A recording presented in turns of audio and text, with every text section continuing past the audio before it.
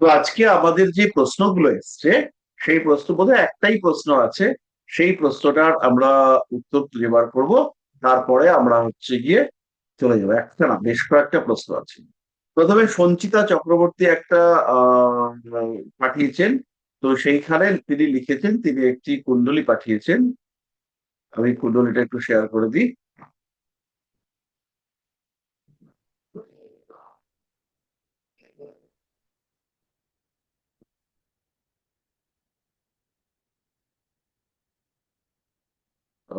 দেখুন শেয়ার হয়েছে কিনা।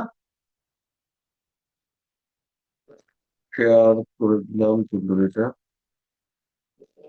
তো এইখানে সঞ্চিতা লিখেছেন এই কুণ্ডলিতে সমস্ত গ্রহই কম্বাস্টেড। তো সমস্ত গ্রহ তো কম্বাস্টেড নয়। প্রথমে হচ্ছে গিয়ে 27 ডিগ্রিতে রবি রয়েছে। তো এখানে বৃহস্পতি, শনি, শুক্র এরা কম্বাস্টেড হয়ে রয়েছে। এই কুণ্ডলিতে আমরা দেখতে পাচ্ছি সিংহ লগ্ন, সিংহ রাশি। মঙ্গল সেই কম্বাস্টেড নয়। বুধ, বুধ কম্বাস্টেড। বাকি এখানে বেশ কিছু গ্রহ কম্বাস্টেড হয়ে রয়েছে। তো তিনি প্রশ্ন করেছেন যে এই ছকে তো সবগুলো গ্রহই কম্বাস্টেড, তাহলে এরা কি ফল দেবে। দেখুন আর প্রশ্নগুলো আমি লিখে দিলাম। প্রশ্নগুলো উনি বলছেন যে এই ছকে তো সবগুলো গ্রহই কম্বাস্টেড।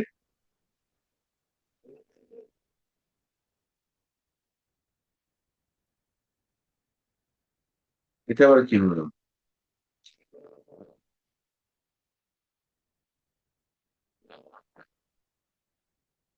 হ্যাঁ, এই ছকে সবগুলো শুভ গ্রহই কম্বাস্টেড, এই গ্রহগুলো কি কোনো ফল দেবে না?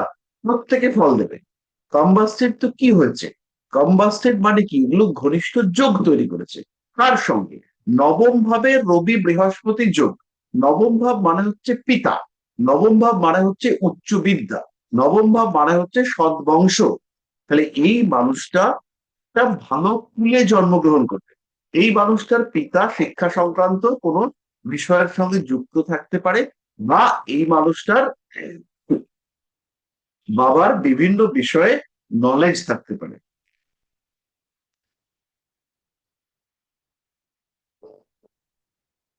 এরপরে হচ্ছে গিয়ে এখানে আমরা দেখতে পাচ্ছি রবি শুক্র যোগ হচ্ছে। রবি শুক্র যোগ মানে হলো এখানে আহ মেষ রাশিতে তুঙ্গ রবি, তার সঙ্গে শুক্র কানেক্টেড হলো। তাহলে এই ক্ষেত্রে এটাও তো কোনো খারাপ যোগ নয়। মেষ রাশিতে রবি শুক্র যোগ হয়েছে, শুক্র ভরণী নক্ষত্রে নিজের নক্ষত্রে আছে। এটা তো অবশ্যই পজিটিভ এবং অথেন্টিক। রবি বৃহস্পতি যোগ ভালো। শনিটা এখানে নিচস্থ ক্ষেত্রে আছে। ফলে এর ক্ষেত্রে এই 5 নম্বর ঘর, মানে এটা সিংহ লগ্ন সিংহ রাশির চার্ট। তাহলে এবার এই যে শনিটা নিচস্থ হয়েছে, এই শনিটা নিচস্থ হওয়া কিন্তু এর স্ত্রীর শরীর স্বাস্থ্য খারাপ হওয়ার সম্ভাবনা তৈরি করেছে। বাকি বিষয়গুলো কিন্তু খারাপ নয়। প্রত্যেকটা যোগের ইন্ডিভিজুয়াল রেজাল্ট আছে, সেইগুলো এর ক্ষেত্রে আমরা দেখতে পাবো। যদি ফল দেয় তবে বৃহস্পতি শুক্র কি গজলক্ষ্মী রাজযোগের ফল দেবে, না শনি আছে বলে ফল দেবে না? বৃহস্পতি শুক্র ফল দেবে। বৃহস্পতি শুক্র 9 নম্বর ঘরে বসে আছে। নবম ভাবে বৃহস্পতি শুক্র এ কিন্তু যে হিউজ পজিটিভ রেজাল্ট দেবে সেটা দেবে না। পড়াশোনার প্রতি আগ্রহ বাড়াবে, গ্রোথ রেট বাড়াবে, ভালো এডুকেশন, একটু স্পিরিচুয়ালিজম, এই সমস্ত বিষয়গুলো দেবে। তার সঙ্গে সঙ্গে 9 নম্বর ঘরের রবি শনি কম্বিনেশন খেয়াল করুন। 9 নম্বর ঘরের রবি শনি কম্বিনেশন। আর যেহেতু এর লগ্ন হচ্ছে সিংহ, এই চার্ট যারা দেখে বুঝতে পারছেন না তারা লক্ষ্য করুন। এখানে প্রত্যেকটা ঘরে একটা করে নম্বর আছে। 1, 2, 3, 4, 5, 6, 7, 8, 9, 10, 11, 12। এগুলো হচ্ছে রাশির সংখ্যা। মানে আর এইটা, এই ঘরটা সব সময় লগ্ন। যে ঘরটা মাথার উপরে আছে এই যে বরফি, এই ঘরটা হচ্ছে সব সময় লগ্ন। তাহলে এই ঘরটা যদি আমার লগ্ন হয়, তাহলে এই ঘরটা হচ্ছে 5 নম্বর ঘর। 5 নম্বর রাশি মানে হচ্ছে সিংহ। ঠিক আছে? তাহলে সিংহ লগ্ন সিংহ রাশি। তাহলে এবার এই মানুষটার ক্ষেত্রে 1 নম্বরে রয়েছে রবি শুক্র বৃহস্পতি শনি, মানে মেষ রাশিতে রবি শুক্র বৃহস্পতি শনি রয়েছে। আর 10 নম্বর ষষ্ঠ ঘরে কেতু, নেপচুন, ইউরেনাস রয়েছে। তাহলে এই ষষ্ঠ ঘরটা হচ্ছে মকর, সিংহ লগ্নের ষষ্ঠ মকর, সেখানে কেতু রয়েছে। তাহলে এখানে এই যে গ্রহগুলো, এই নবম ভাবের গ্রহগুলো ফল দিয়ে দেবে, তারা কিন্তু মূলত এডুকেশন ওরিয়েন্টেড রেজাল্ট দেবে। এই মানুষটা যে খুব পরিশ্রমী, খুব কর্মঠ, তা কিন্তু নয়। আর সঞ্চিতা মানুষটাকে চেনেন আপনি? হ্যাঁ স্যার, চিনি আমি। আপনি নিজে নন খুবই তো? না, আমি নই। এই মানুষটি, এইটি ছেলের একটা, তো এ কিন্তু প্রচন্ড পরিশ্রমী, এবং পরিশ্রম ছাড়া সে কোনো ফল পাই না তার কথা মতন। এবং সেটা, ও যেটা করতে যায় সেটা ওর অ্যাকচুয়ালি হয় না। মানে অপশন বিটা ওর সব সময় ঠিক হয়, এটাতে ও কখনো সাকসেস হতে পারে না। এটা ওর কথা। এটা তো ওর ক্ষেত্রে হতে পারে। আর পরিশ্রমীও যেটা বলছে সেটা 6 হাউসে কেতু হয়েছে কোনো একটা ভাবে, এবং ষষ্ঠপতি সে হচ্ছে শনি, সে নিচস্থ হয়ে হুম। রয়েছে, এবং সে শুক্রযুক্ত। হয়তো দশমে মঙ্গল বলে পরিশ্রমী হয়েছে, বা সিংহ লগ্ন বলে পরিশ্রমী হয়েছে। আহ, কিন্তু এই লগ্নটাও মহা নক্ষত্রে রয়েছে, এর কিন্তু সেই সিস্টেমেটিক লেবার এটা না হওয়ারই কথা। হয়েছে, খুব ভালো আচ্ছা। কথা। আচ্ছা, এর ক্ষেত্রে বৃহস্পতি, শুক্র, গজলক্ষ্মী, রাজযোগ বা এই সমস্ত যে ফল দেবে, সেটা কিন্তু ডিস্টার্ব, এগুলো কোনোটাই এফেক্টিভ রেজাল্ট দেবে না। এখানে একটা সীমিত জিনিসই আমরা পাবো। বেটার কোথায় পাবো, সেটা হচ্ছে এডুকেশনের ক্ষেত্রে, ক্রিয়েটিভিটির ক্ষেত্রে, এই সমস্ত ক্ষেত্রে পাবো। কারণ এই 6 হাউসে কেতু থাকার কারণে ওর যে এফোর্ট, পরিশ্রম, সেগুলো ডিস্টার্ব হবে। এই ছকে হুম। কেমদ্রম যোগের সৃষ্টি হয়েছে। তো এই ছকে কেমদ্রম যোগ হলেও এর তো লগ্ন চন্দ্র যুক্ত হয়ে রয়েছে, এবং এর উপরে মঙ্গলের দৃষ্টি রয়েছে। আপনারা লক্ষ্য করলেই দেখতে পাবেন যে মঙ্গলের চতুর্থ দৃষ্টি এর উপরে রয়েছে। ফলে এইটাকে খুব যে অ্যাক্টিভ কেমদ্রম যোগ আমরা বলতে পারবো তা কিন্তু নয়, বলা যেতে পারে খণ্ডন হয়েছে। আর চন্দ্রের দ্বাদশে তো রাহু আছে, যদিও প্রায় 40 ডিগ্রি ডিফারেন্স, 42 ডিগ্রি ডিফারেন্স, কিন্তু তাহলেও রাহু তো আছে। তাই জন্য হচ্ছে গিয়ে এটাকে আমরা কেমদ্রুম যোগ হিসেবে ট্রিট করবো। এর কি জন্মস্থানের বাইরে চলে গেলে উন্নতি হতে পারে নাকি এর জন্মস্থানের জন্মস্থানে? বাইরে কি উন্নতি হতে পারে? কারণ এই যে দ্বাদশে রাহু রয়েছে, দ্বাদশে হ্যাঁ। রাহু, এটা আমি ব্যাখ্যা করছি। আর আর এখানে হচ্ছে গিয়ে আরেকটা জিনিস দেখুন, আহ বৃহস্পতির পঞ্চম দৃষ্টির জন্য এই যোগের কুফল কম হতে পারে। এটা কেমদ্রুম যোগের কুফল অবশ্যই কমবে, এবং লগ্নে যেহেতু বৃহস্পতি রয়েছে, তার জন্য এটা কমতে দেখতে পাওয়া যায়। এইবার ঘটনাটা হচ্ছে, আপনারা যখন কোনো একটা বিশেষ বিষয়ে বিচার করবেন, যেমন আহ সঞ্চিতা ম্যাডাম যেটা বললেন, সেটা হলো গিয়ে এর কি বিদেশ গেলে পরে ইমপ্রুভমেন্ট হবে? তাহলে এই প্রশ্নের উত্তর পাওয়ার জন্য দুটো জায়গায় বসে আমরা চিন্তা, একটা লগ্নে বসে আর একটা বিদেশে বসে। তাহলে লগ্নে আপনি বসে পড়ুন, বসে আপনি দেখুন দ্বাদশপতি, দ্বাদশপতিকে চন্দ্র, সে লগ্নে বসে আছে। Very good. দ্বাদশপতি চন্দ্রের উপরে দৃষ্টি রয়েছে কার? দেবগুরু বৃহস্পতি। দেবগুরু বৃহস্পতি তিনি কে? তিনি অষ্টমপতি, এবং তিনি পঞ্চম। ষষ্ঠে কেতু বসে রয়েছে, দ্বাদশে রাহু। ফলে বিদেশ ব্যাপারটা কিন্তু অ্যাক্টিভ, বিদেশ যাওয়াটা এর জন্য ভালো হবে। এটা আমরা কোথায় বসে দেখলাম? এটা আমরা লগ্নে বসে দেখলাম। যদি কেউ বুঝতে না পারেন, তাহলে গ্রুপে লিখুন, মানে গ্রুপে মানে চ্যাট বক্সে লিখুন, আমি হচ্ছে কি আবার ডিসকাস করবো। সেকেন্ড, আমাদের পরাশর বলেছেন যে বিষয়ের বিচার করবে সেই ভাবে গিয়েও বিচারটা করতে হবে। অর্থাৎ দ্বাদশ ভাবে বসে আমাকে দেখতে হবে প্রত্যেকটা বিষয়। তাহলে চতুর্থ ভাবে আমি যদি বসলাম, 4 নম্বর রাশি কর্কটে আমি বসলাম, কর্কটে বসে আমি কি দেখছি? কর্কটে দেখে আমি দেখছি লগ্নপতি মানে চন্দ্র, সে দ্বিতীয় বসে আছে। খুব ভালো করে লক্ষ্য করুন, লগ্নপতি কর্কটের এখানে, এটা 4 নম্বর মানে কর্কট রাশি, কর্কটের অধিপতি চন্দ্র, সে দ্বিতীয় বসে আছে। Very good. 4 নম্বর থেকে আমি দেখতে পাচ্ছি যে দশম ভাবে সব ভালো ভালো গ্রহরা বসে আছে। 4 নম্বর থেকে আমি দেখতে পাচ্ছি যে একাদশে মঙ্গল বসে আছে, এবং মঙ্গল বৃহস্পতির মধ্যে ক্ষেত্র বিনিময়। তাহলে বিদেশে বসে দ্বাদশে বসে আমি দেখতে পাচ্ছি যে এই জায়গাটা ভীষণভাবে পজিটিভ, কিন্তু ওয়াইফের ক্ষেত্রটা এখান থেকে ড্যামেজ হয়েছে। তাহলে এর চাকরি বাকরি পেশা কর্মক্ষেত্র এই সমস্ত বিষয়গুলো কিন্তু পজিটিভলি 12 নম্বর ঘর থেকে অনেক অনেক বেশি পজিটিভ। তাই এর জন্য বিদেশ যাত্রা সেটা পজিটিভ হবে।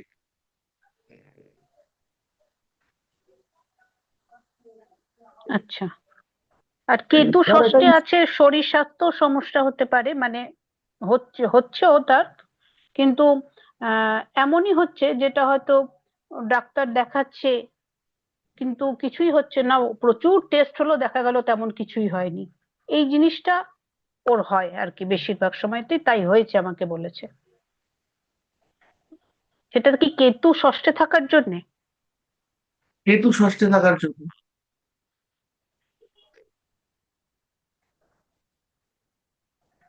স্যার এটা ইস্ট আচ্ছা, ইন্ডিয়ান ফরম্যাটে এটা করুন না স্যার, এটা বুঝতে পারিনি। বলছি, এটা আমি ইস্ট ইন্ডিয়ান ফরম্যাটে করুন না স্যার এটা। আমি কি ডেট মানে অফ বার্থটা বলে দেবো? সিনিয়র ফরওয়ার্ড করে দেবো, এক্ষুনি করে দিচ্ছি। হ্যাঁ, তাহলে সবার সুবিধা হবে স্যার। আমি তো ইচ্ছে করে এই ফরম্যাটটাতে করলাম যাতে আপনাদের একটু অসুবিধা হয়। বুঝতে পারছি স্যার, সবাই হয়তো পারেনি সে কারণে বললাম, এসএমএস ও দিয়েছে একজন। কারণ হচ্ছে গিয়ে এই ফরম্যাটটাও আপনাদেরকে শিখতে হবে। এটার নাম কি স্যার? এই ফরম্যাটটার নাম কি? এটা নর্থ ইন্ডিয়া। স্যার এই ফরম্যাটটা বুঝতে পারি, কিন্তু সাউথ ইন্ডিয়ান ফরম্যাটটা বুঝতে একটু অসুবিধা হয়। এটাও বুঝে যাবেন 2-3 দিন করলে, কোনো চাপ নেই। আচ্ছা একটুখানি ডেট অফ বার্থটা বলুন। বলছি 12 মে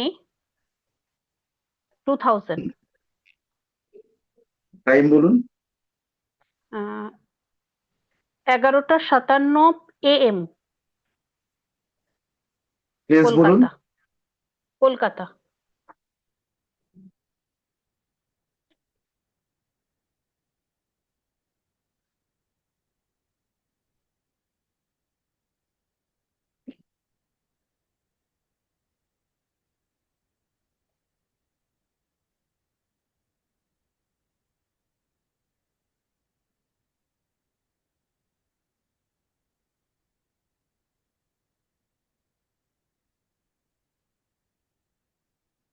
নিয়ে আসছি।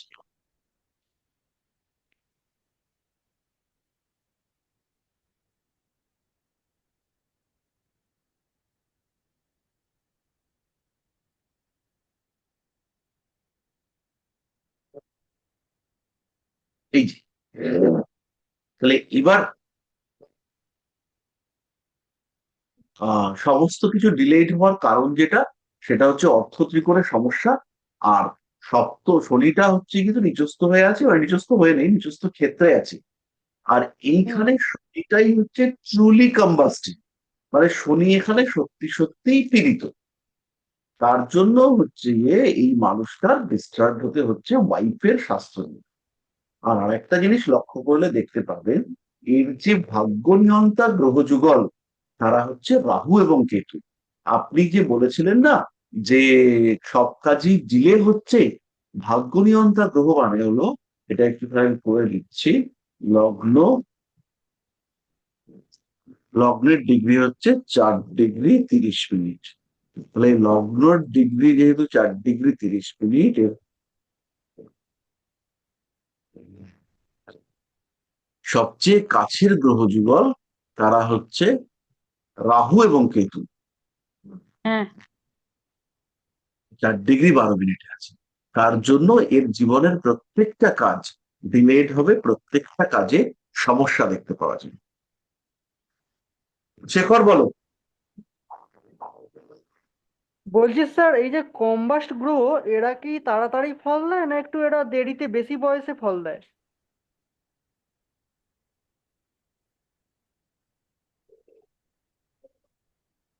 এরকম কোনো ব্যাপার নেই। যেমন এখানে একটা ব্যাপারকে খুব সহজভাবে বুঝতে হবে, আমরা কিন্তু লজিক ওরিয়েন্টেড কাজ করব। রবি আর শনি যুক্ত হয়েছে, এখানে লগ্নপতি রবি, সে ষষ্ঠপতি সপ্তমপতি শনির খুব ক্লোজে রয়েছে। তাহলে এইখানে আমরা বলতে পারি যে এখানে রবি শনি যোগ তৈরি হয়েছে এবং সেই যোগের আমরা কিছু নেগেটিভ ইম্প্যাক্ট পাবো। তাহলে এই ক্ষেত্রে শনি সে যেমন পীড়িত হয়েছে, ঠিক তেমন ভাবেই রবি সেও কিন্তু পীড়িত হয়েছে। মানে সপ্তমপতি এবং লগ্নপতি এরা দুজনেই পীড়িত হচ্ছে। হুম। এবার এরা কে রেজাল্ট, যেমন শনি আর রবি এরা একত্রে থাকার জন্য বিয়ের ক্ষেত্রে বা বিবাহিত জীবনের ক্ষেত্রে আকস্মিক সমস্যা দেখতে পাওয়া যায়।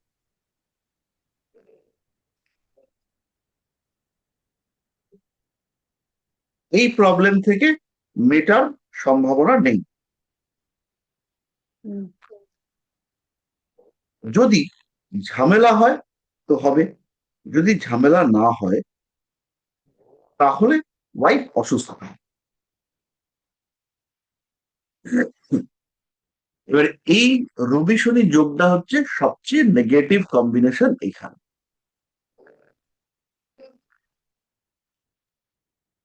হুম। এর জন্য তো পিতার সঙ্গেও দূরত্ব সৃষ্টি হতে পারে। এর জন্য পিতার সঙ্গে দূরত্ব সৃষ্টি হতে দেখতে পাওয়া যাবে, কিছু করার নেই। বলা হচ্ছে যে নবমস্থে রবি শনি সংযোগে পিত্রা বিরোধ সদা ভবে, ভাগ্যোদয় বিলম্বেন কর্ম নৈব উষা সিদ্ধতি। অর্থাৎ যদি নবম ভাবে শনি রবি একত্রে থাকে তাহলে পিতৃবিরোধ বা মতভেদ দেখতে পাওয়া যাবে, দেরিতে ভাগ্য উন্নতি এবং কর্ম নৈব অর্থাৎ কর্ম ন ইব স্বসিদ্ধতি অর্থাৎ প্রচুর পরিশ্রমের দ্বারা সাফল্য আসে।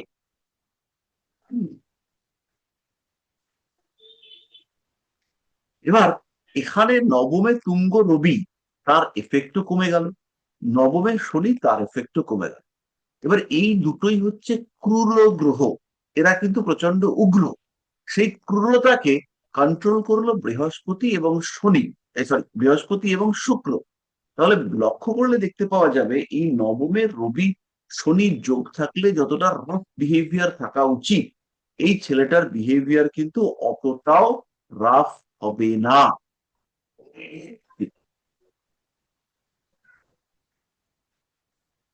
লগ্নে চন্দ্র, মোটামুটি স্মুথ লোক, কিন্তু দশমে মঙ্গল বুধের অবস্থান, মঙ্গল নবমপতি হয়ে দশমে গিয়ে বসে আছে।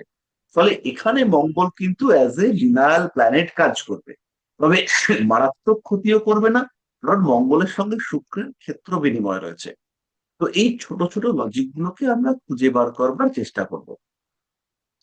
এবার প্রত্যেকটা ক্ষেত্রে আমরা যে শ্লোক বা নীতি নিয়মের ব্যাখ্যা নিয়ে চলতে পারবো তা কিন্তু নয়, কারণ এখানে রবি শনি শ্লোক, কিন্তু রবি বৃহস্পতি শ্লোকের অর্থ সেটা আবার আলাদা, আবার শুক্র বৃহস্পতি সেটাও গন্ডগোল।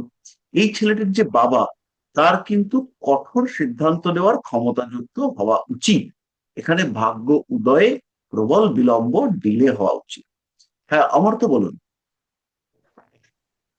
স্যার বলছি এখানে যেহেতু শনি রবি নক্ষত্রে আছে, রবি লগ্নপতি এবং শনি যেহেতু ষষ্ঠপতিও বটে এবং সপ্তমপতিও বটে, সে নবমে বসে একাদশের সঙ্গে যুক্ত হয়েছে, তাহলে এ তো তার বাবার দ্বারা অনেকটাই জীবনে সাহায্য পেতে পারে এবং জীবনে সাকসেস পেতে পারে। সে কি করে ডিনায়াল হচ্ছে, পাচ্ছে না কি করে স্যার? বলছি, প্রথম কথা হচ্ছে এই গ্রহগুলো হচ্ছে গিয়ে প্রত্যেকেই ক্রূর গ্রহ। তাহলে নবম ভাবে যখন রবি শনি গিয়ে অবস্থান করলো, এখানে কিন্তু বাবার সঙ্গে দূরত্ব সৃষ্টি করবে। হতেই পারে লগ্নপতি, কিন্তু এর সঙ্গে এর বাবার একটা অকারণ দূরত্ব তৈরি হওয়ার জায়গা হবে। যদি বৃহস্পতি এবং শুক্র ব্যাপারটাকে মেকআপ না করে তাহলে কিন্তু হয় হোস্টেলে থাকা, নয় জায়গা পরিবর্তন, নয় বাবার স্বল্পায়ু, এই বিষয়গুলো তৈরি হতে দেখতে পাওয়া যাবে। আর সঞ্চিতা ম্যাডাম, এর বাবাকে আপনি চেনেন? না, আমি চিনি না, তবে এটা আমি জানি যে বাবার সঙ্গে ছেলের কোনো যোগাযোগই মানে দেখেইনি ছেলে বাবাকে। তার কারণ ছেলে একদম যখন খুব ছোট তখনই বাবা চলে গেছে ছেড়ে। বুঝতে পারলেন? স্যার বুঝতে পেরেছি, কিন্তু স্যার এখানে যদি বলেন, আমি সঞ্চিতা ম্যাডামের কথা অনুযায়ী বলছি, দেখুন এখানে রবি এই মঙ্গল হচ্ছে নবমপতি, সে চন্দ্রের নক্ষত্রে আছে, সেই চন্দ্র বসে আছে আপনার লগ্নে, তাহলে এর সঙ্গে বাপের কি করে সম্পর্ক দূরত্ব হয়? এইবার কারণ হচ্ছে এইখানটাতে আবার দেখতে হবে চন্দ্র কে। দ্বাদশপতিও বটে, সেটা ঠিকই। চন্দ্র এখানে দূরত্ব ক্রিয়েট করবার কাজ করছে। এবার এই আচ্ছা। চার্টে এটাই ডিনায়াল অনেক কমে যেত। ওই বললাম না যে আমাদের বাস্তব দেখে প্রেডিক্ট করতে হবে, এটার ডিনায়াল ফ্যাক্টর অনেক কমে যেত যদি এটা মঙ্গল, রবি, শনি এইসব না হতো।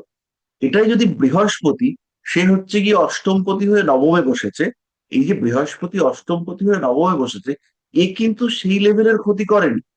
কিন্তু এখানে নবমপতি হয়ে দশমে বসে এ অনেক বেশি ক্ষতি করেছে। কারণ হুম। মঙ্গলের ক্ষতি সাধন বা ক্রূরতা সেটা অনেক বেশি, আর দ্রুত, ইনস্ট্যান্টেনিয়াস। বৃহস্পতি কিন্তু স্লো, ধীরে ধীরে ক্ষতি করবে। ঠিক আছে, মানে একদম কিছুটা একদম। পরিষ্কার হলো কি? কনফিউশন থাকলে ওরা ক্লিয়ার করতে হবে। মানে হ্যাঁ এরকম হ্যাঁ নয় স্যার, বুঝতে যে পেরেছি। জ্যোতিষ শাস্ত্রের প্রেডিকশন করতে গিয়ে আমরা সব পারফেক্ট বলবো, এটা সম্ভব নয়। কিন্তু তাহলেও আমরা হচ্ছে গিয়ে চেষ্টা করব যতটা সম্ভব পারফেক্ট প্রেডিক্ট করবার। স্যার, ভাবে চন্দ্র শিফট করেছে। হ্যাঁ মনে হয় ভাবে চন্দ্র শিফট করে। খুব একটা কমবে, চন্দ্র শিফট করার কথা নয়, কিন্তু এই রবি, শনি, এদের শিফট করার কথা। হ্যাঁ রবি শিফট করে যাবে, ঠিক। হ্যাঁ, স্যার বলছি বিদেশ, আর এই বিদেশের কম্বিনেশনটা বলবেন, ওই স্বদেশ বিদেশে যেটা বললেন আর একবার একটু বলবেন। হ্যাঁ নিশ্চয়ই বলবো।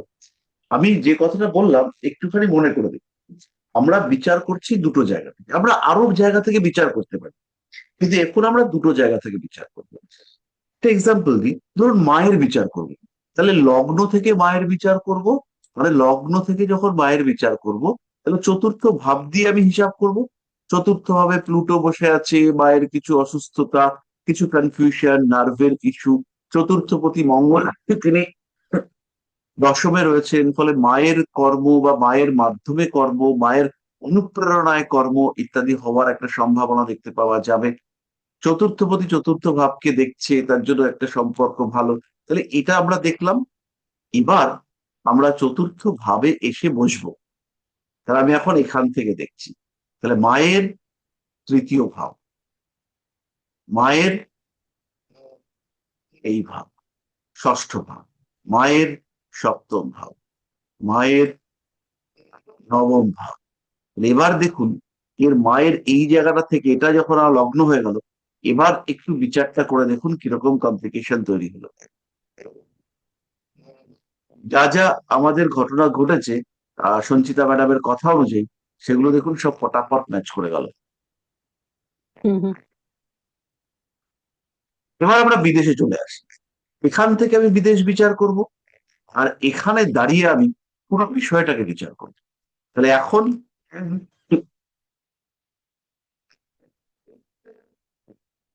এখন হচ্ছে গিয়ে আমি লগ্নে বসে আছি। তাহলে লগ্নে কে আছে? দ্বাদশপতি লগ্নে আছে।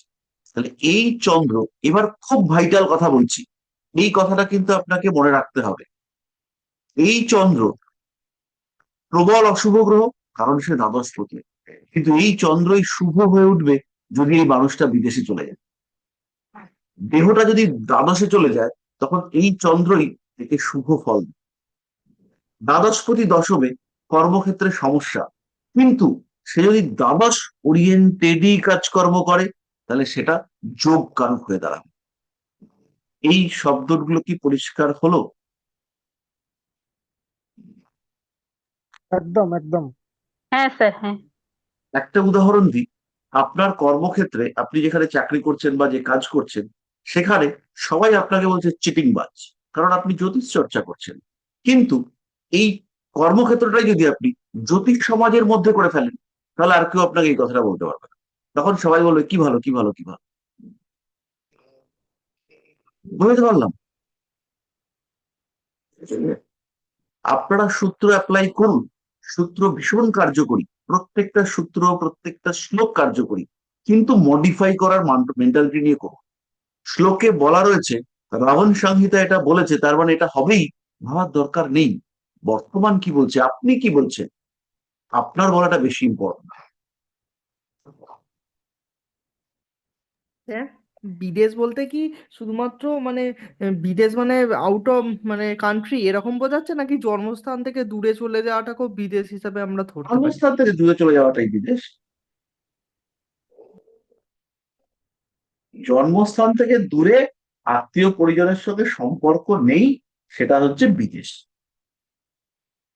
বাকি আমি আর জানি, স্ট্রেট বলবো। আমি কি জ্যোতিষ তো, আমি কি ভগবান নাকি? আমি কি বলতে পারবো যে ইউরোপের কোন কোনায় গিয়ে বসবে? স্যার, অন্য রাজ্যে চলে যাওয়াটাকেও কি আমরা বিদেশ বলে ধরবো? অবশ্যই ধরবে। স্যার ওনার কথাটাই মডিফাই করে বলছি, ধরুন কোনো এই ভদ্রলোকই এলো, এসে বললো যে আমি বিদেশে যাব, বা আমি বাইরে যেতে চাই, তো আমি চেন্নাইতে যাব নাকি আমি আমেরিকায় যাব, যদি প্রশ্ন করে কোনটা বেটার হবে, তাহলে কি রেজাল্ট আসবে, কি আনসার আসবে স্যার? এইবার এই ক্ষেত্রে আমরা দ্বাদশপতির নক্ষত্র অধিপতির দিক দেখতে পারি। তাহলে আমার পূর্ব ফাল্গুনী নক্ষত্র কোন দিককে ইন্ডিকেট করছে সেটা আমি দেখতে পাই।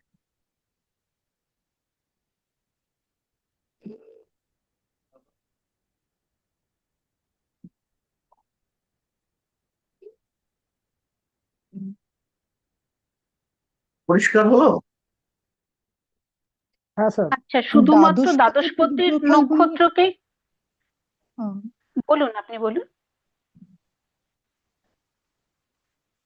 আচ্ছা, পূর্ব ফাল্গুনী দ্বাদশপতি যেহেতু পূর্ব ফাল্গুনী নক্ষত্রে আছে, সেই জন্য পূর্ব ফাল্গুনির দিকটাকে দেখছি, হ্যাঁ, তাই এটা দেখবে। এটা হচ্ছে একটা একটা ইন্ডিকেটর। দ্বাদশ ভাব স্ফুট বিন্দু কোথায় আছে সেই জায়গাটা আমরা দেখব। রাহু এখানে দ্বাদশ ভাবকে ইন্ডিকেট করছে, তাহলে আমরা তাকে ইন্ডিকেট দেখব। আচ্ছা, অহনা বুঝতে পারা যাচ্ছে?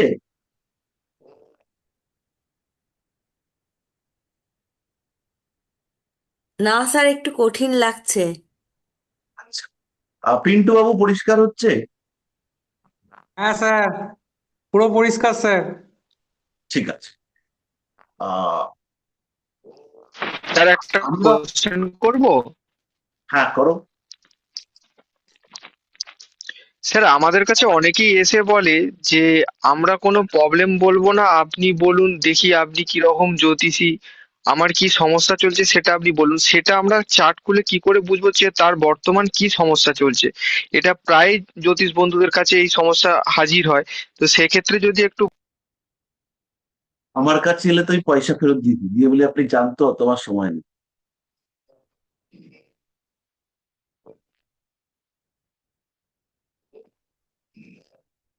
তো এটা আমরা কিভাবে বলি সেটাতে আমরা আসবো। তাহলে অহরা বা যারা বুঝতে পারছেন না তাদের ক্ষেত্রে আরেকটু বলি। আমাদের এটা হচ্ছে বিদেশ, এই এই ঘরটা হচ্ছে আমার বিদেশ। 12 নম্বর ঘর। তাহলে এই 12 নম্বর ঘরের যখন আমি বিচার করব, আমি প্রথমে লগ্ন থেকে বিচার করব যে বিদেশ যাত্রা শুভ কিনা। এবার আমি বিদেশে চলে এলাম, বিদেশের ঘরটাই আমার এখন লগ্ন। এবার আমি এখান থেকে দেখছি আমার দশমপতি একাদশে, দশমপতি একাদশে, ঠিক আছে? বিদেশ থেকে দেখছি দশমপতি একাদশে। তাহলে কাজ করলে দুটো পয়সা আসবে, হ্যাঁ স্যার। তাই না? হুম। কাজ করলে আমি দুটো পয়সা পাবো, 1 নম্বর। 2 নম্বর হচ্ছে লগ্নপতি দ্বিতীয়, মানে আমি কিছু আয় বাণিজ্য করতে পারবো। বিদেশ তো মানুষ ঢোল পেটাতে যাবে না, বিদেশ যাবে মানুষ কাজ করতে, চাকরি করতে, পেশা করতে। হুম। তাহলে আমার এখানে দ্বিতীয়পতি রবি, সে দশমে গেছে। এখানে ষষ্ঠপতি বৃহস্পতি, সে দশমে গেছে। তাহলে বিদেশে আমার আর্নিং ভালো। যখন আমি এই ঘরটা থেকে লগ্ন হিসেবে দেখছি, তখন আমি কি দেখছি, সপ্তম ভাবটা পীড়িত। তাহলে বিদেশ আমার ব্যবসাকে সাপোর্ট করছে না, কিন্তু বিদেশ আমার চাকরির ঘরটা, বিদেশ থেকে দশম, এই ঘরটা হুম। ভীষণ ডেভেলপ। বিদেশ থেকে যখন আমি দশম দেখছি, মানে এই ঘরটা, এই হুম। ঘরটা কিন্তু ভীষণ ডেভেলপ। তাহলে বিদেশে আমি যদি কাজ করতে যাই, চাকরি করতে যাই, তাহলে আমার লাভজনক উন্নতি হবে। এবার পরিষ্কার হলো? হুম, ঠিক আছে। হয়েছে স্যার। একদম স্যার জলের মতো। বাহ, বাহ, বাহ, বাহ, বাহ।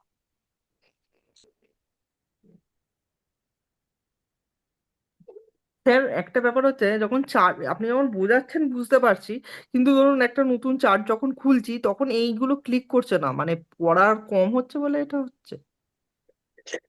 এটা কোনো ব্যাপার নয়, এটা পড়ার কোনো ব্যাপার নয়, এটা একটু সময় লাগে।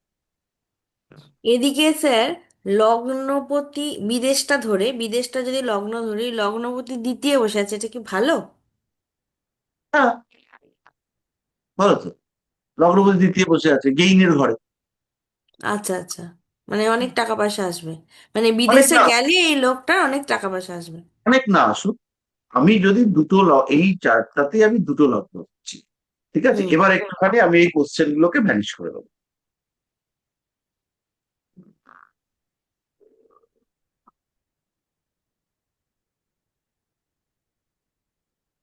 এবার এবার আমি একটু অন্যরকম কায়দা করে দেখাচ্ছি। এই এটাকে আমি ভ্যানিশ করে দিই। সব ভালো হচ্ছে। স্যার, এটা আমার কাছে দুটো লগ্ন আছে, একটা মিনিট, একটা এখানে হচ্ছে গিয়ে লগ্ন, একটু বড় করে দিই, এটা হচ্ছে আমার একটাতে লগ্ন, আরেকটাতে হচ্ছে এটা লগ্ন।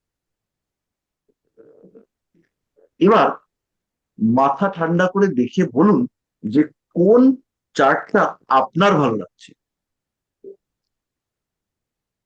এটাকে আমরা 1 নম্বর চার্ট নাম দিচ্ছি, আর এটাকে আমরা 2 নম্বর চার্ট নাম দিচ্ছি। 1 নম্বরটা বুঝতে ভালো লাগছে স্যার। মুখে বলতে হবে না, দুই দুই দুই স্যার। মুখে বলতে হবে না, বুঝে লিখবেন, বুঝে কমেন্ট, চ্যাট বক্সে কমেন্ট করবেন, ঠিক আছে, বুঝে করবেন, না বুঝে কিন্তু একজনও চ্যাট বক্সে লিখবেন না।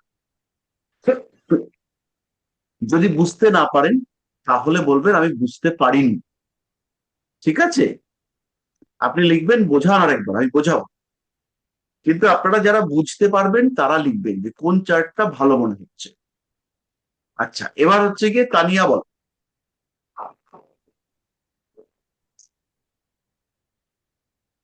স্যার, বলছিলাম মায়ের ঘরের যে রেসপেক্টে, মানে 4th হাউসের রেসপেক্টে 7th হাউসটাকে একটু ডিকোড করবেন।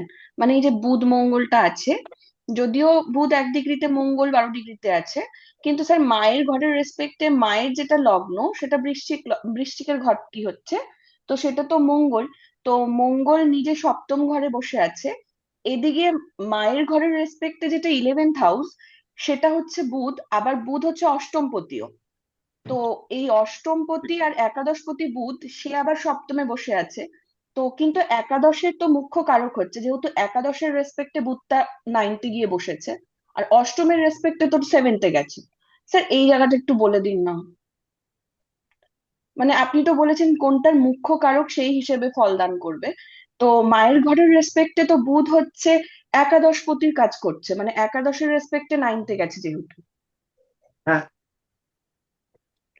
আর স্যার এখানে হচ্ছে লগ্নপতি, মানে মায়ের রেসপেক্টে মায়ের ঘরের যে লগ্নের যে পতি, মানে মায়ের ক্ষেত্রে, তো সেটা মঙ্গল নিজে 7মে গেছে। এই ক্ষেত্রে মঙ্গল কিরকম ভূমিকা পালন করবে? মানে লগ্নপতি 7মে গেলে তো তার নিজের মানে স্পাউজের প্রতি একটা ধরে রাখা ব্যাপার থাকবে না, মঙ্গল যেহেতু সে এখানে একটা নেগেটিভ প্রভাব ফেলবে। বলছি, স্যার এই এই জায়গাটা একটু এই পার্টটা কনফিউশন একটু হচ্ছে। আমরা করে নিই, আগের পার্টটুকু একটু করে নিই। স্যার এখানে যে নেপচুন, ইউরেনাস, প্লুটো আছে, এগুলো এই গ্রহগুলোর কাজ কি সেটা বুঝতে পারছি না। আপাতত ওই গ্রহগুলোর কোনো কাজ নেই, এখন আমরা এই গ্রহগুলোর কাজ করবো না, আমরা একটু পরে করবো এই নিয়ে কাজ। আমি ইউরেনাস নেপচুন প্লুটো নিয়ে পড়িয়েছিলাম, তখন আপনারা ছিলেন। তার মধ্যে ইউরেনাসকে আমরা বলেছিলাম পিয়ার্স মার্স, নেপচুনকে আমরা বলেছিলাম একটু উগ্র চন্দ্র, আর প্লুটোকে আমরা বলেছিলাম যে প্লুটো হচ্ছে গিয়ে আনকনসিয়াস মাইন্ডের কাজ করবে, এটা আমরা বলেছিলাম। তো এখন আমাদের এদের কাজ নিয়ে ভাবতে হবে। এটা সিম্পল চার্ট, এটাতে আমরা ভাববো। আচ্ছা, তাহলে দুইটা একটু সহজ, সহজ নয়, কোন চার্টটার কর্মক্ষেত্র ভালো এইটা আমাদেরকে দেখতে হবে। প্রথম চার্টের কর্মক্ষেত্র হচ্ছে মঙ্গল বুধ বসে আছে, শুক্র নবমে চলে গেছে। দ্বিতীয় চার্টের ক্ষেত্রে শুক্র একাদশপতি, সে দশমে এসছে, আর এখানে হচ্ছে দ্বিতীয় পতি দশমে। এইটা কর্মক্ষেত্র এটা। প্রথম চার্টের ক্ষেত্রে কর্মক্ষেত্র হচ্ছে এইটা, আর দ্বিতীয় চার্টের ক্ষেত্রে কর্মক্ষেত্র এটা। এবার কোন চার্টের কর্মক্ষেত্র আপনার ভালো মনে হচ্ছে?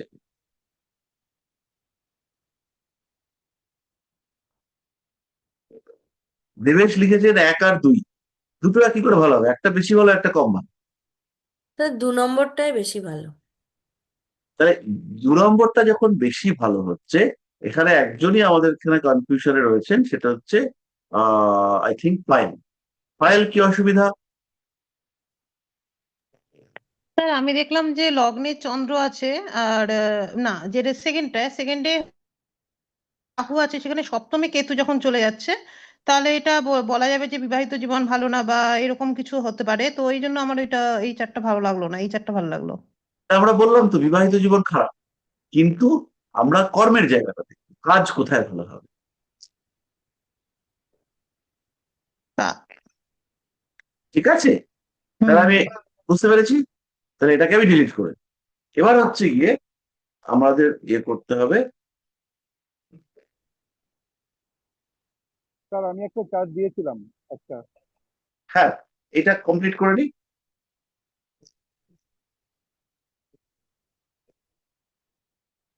তাহলে পরেরটাতে আমরা এখানে মায়ের জায়গাটাকে একটু ডিকোড করবো, আমরা একটু করবো, বেশিক্ষণ আমরা আর এর পেছনে সময় দেবো না। আহ যেহেতু আমরা একটা নতুন টেকনিক শিখছি,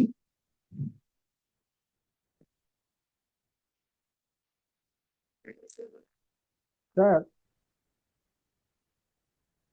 স্যার হ্যাঁ হ্যাঁ, বলছি আমি একটা জায়গাতে দেখেছিলাম যে বলছে যে লগ্নে এবং দশমে যদি কোথাও শনি অবস্থান করে, নক্ষত্র ছাড়াই বলছি, তাহলে সেই ব্যক্তি তার জীবনে যাই কর্ম করুক না কেন, সে নাম পায় না এবং দোষ পায় অকারণে। এটা কি সত্যি? বেশিরভাগ ক্ষেত্রে। আচ্ছা স্যার। স্যার আমার একটা কোশ্চেন আছে, সেটা হচ্ছে যে এই যে দুটো চার্ট বললেন, একটা হচ্ছে দ্বাদশ সাপেক্ষে ধরলাম লগ্ন, একটা লগ্ন সাপেক্ষে লগ্ন ধরলাম, আবার একটা মাঝে মাঝে তার মায়ের লগ্ন সাপেক্ষে ধরে দেখছি। কিন্তু স্যার যখন একটা ব্যক্তি এসছে, সে তো তার সম্বন্ধেই জানতে চাইবে।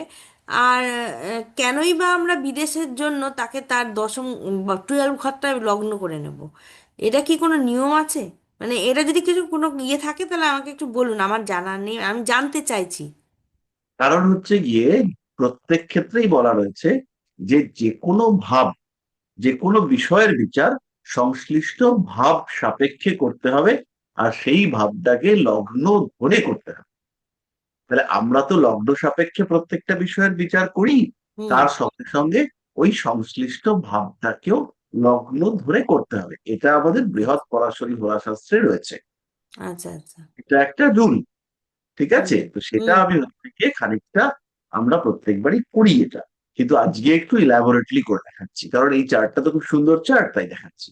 হুম আচ্ছা, এবার এখান থেকে আমরা দেখবো এবং মায়ের ক্ষেত্রটাকে ইন্টারপ্রেট করব শুধুমাত্র এটাকে লগ্ন ধরে।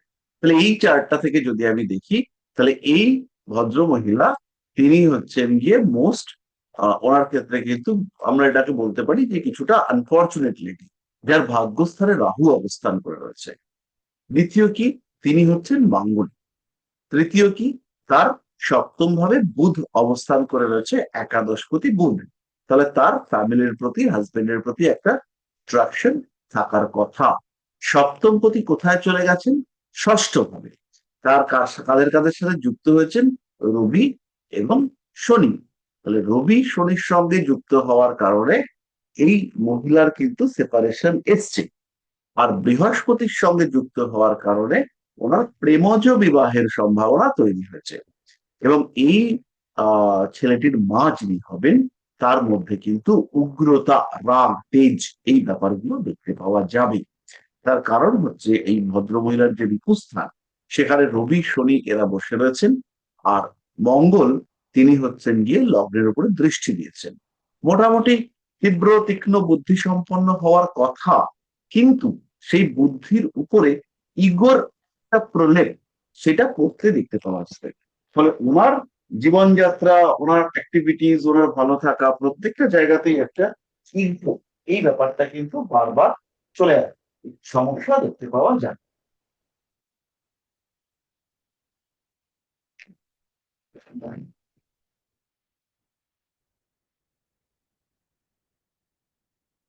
তানিয়া, পরিষ্কার হয়েছে? হ্যাঁ স্যার। ঠিক আছে, এবার আমাদের অন্য যে কুণ্ডলীগুলো রয়েছে আমরা একটু দেখি।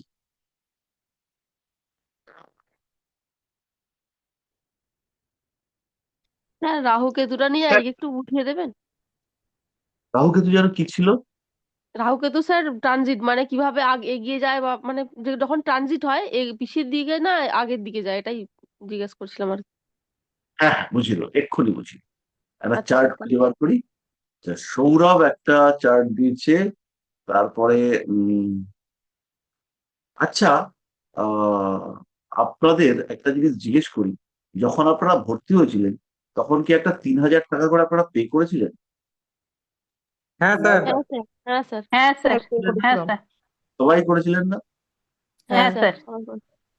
না স্যার, আমি যারা, করেছিলাম স্যার। হ্যাঁ, এটা নিয়ে স্যার মাঝখানে একটা কনফিউশন তৈরি হয়েছিল। আমি করিনি, স্রেফ মান্থলি এটা দিয়েছিলাম 1200। আচ্ছা, আমিও ওটা স্যার হচ্ছে কি আপনাদের কিন্তু দিতে হবে, কারণ ওটা হচ্ছে কি রেজিস্ট্রেশন ফিজ এবং সার্টিফিকেট টার্টিফিকেট পাওয়ার সময় ওটা দেওয়ার জন্য আর কি মানসিক ভাবে তৈরি হয়ে পড়ে। না না, আচ্ছা, সেটা তো স্যার লাগবেই অবশ্যই।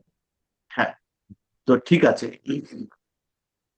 এবার এই চার্টটাতে আমরা দেখতে পাচ্ছি, তো এই চার্টটা হচ্ছে বলা যেতে পারে এটাকে আমরা বলবো ব্লাইন্ড চার্ট। এই চার্ট দেখে জাতক বা জাতিকার বয়স আইডেন্টিফাই করা এটা কঠিন। তো এই জাতক বা জাতিকার বয়স কত হতে পারে একটা ধারণা আমরা করতে পারি, যে এর মোটামুটি আমার যেটা চার্ট দেখে লাগছে, এটা 1983-84 এর চার্ট। স্যার একদম ঠিক। ধরুন 84 এর চার্ট, তো হতে পারে না আলাদা। স্যার, 84 না, 82। কারণ না, আমারও 82-তে ওরকম ডিসেম্বরে জন্ম। তো শনিটা এখানেই বসে আছে। কে উনি দিয়েছেন 2.5 বছর চার্টটা? ধরে। স্যার এটা 84 এর চার্ট। হ্যাঁ, এটা আমার একটা ক্লায়েন্ট আমাকে দেখিয়েছে ওনার চার্ট। তো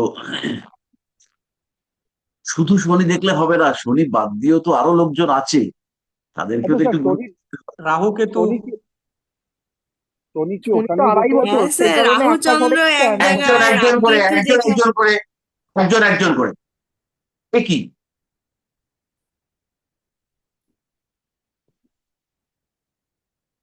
হ্যাঁ বলুন।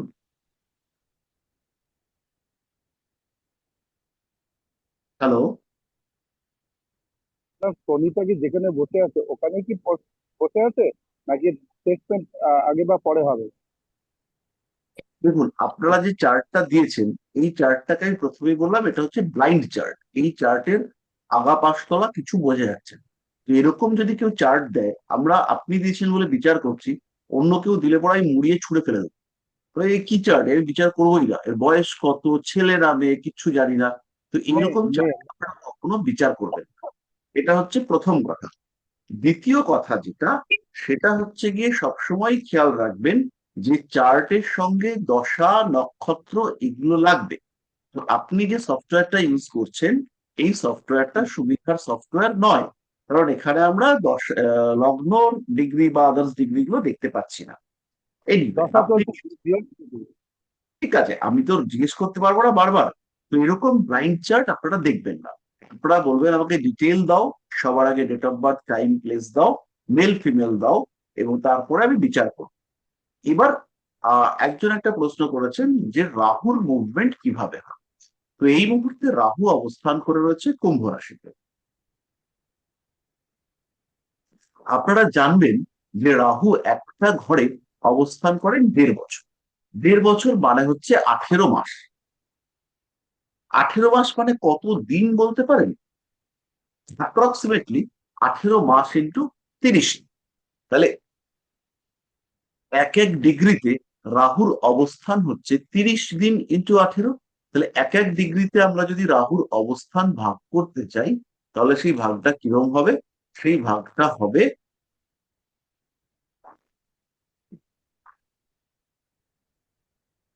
এটাকে 30 দিয়ে ভাগ করব। 30 দিন 18 ডিগ্রি করে, 18 বছর, 18 মাস ইন্টু 30 দিন, আর তাকে 30 ডিগ্রি দিয়ে ভাগ করছি। তার ফলে সমান সমান আমি পাবো কতদিন? পাবো হচ্ছে 18 দিন। তাহলে এক একটা ডিগ্রি অতিক্রম করতে রাহুর সময় লাগবে 18 দিন করে। তাহলে রাহু 18 দিনে এখান থেকে এদিকে 1 ডিগ্রি করে মুভ করবে। ঠিক আছে? ঠিক একইভাবে 18 দিনে কেতু এদিকে 1 ডিগ্রি করে মুভ করবে। 18 ইন্টু 30 মানে হচ্ছে 30 ডিগ্রি মুভ করতে রাহুর লাগবে 18 ইন্টু 30 মানে হচ্ছে 18 মাস। এইটা পরিষ্কার হলো? একজন জিজ্ঞেস করেছিলেন, আই থিঙ্ক সঙ্গীতা। হ্যাঁ স্যার, আমি জিজ্ঞেস করেছি। পরিষ্কার হলো? হ্যাঁ স্যার।